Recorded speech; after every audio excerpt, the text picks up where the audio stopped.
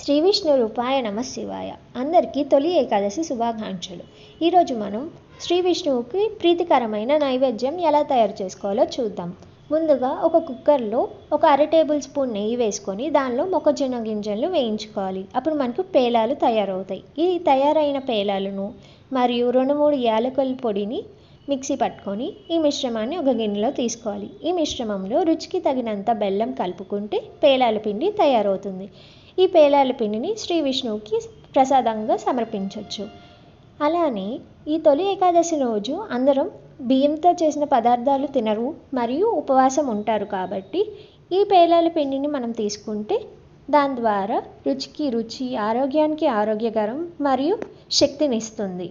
ఒకవేళ ఈ పేలాల పిండి మీకు నచ్చినట్లయితే please like, share, comment and subscribe to my channel Vizag ముచ్చట్లు.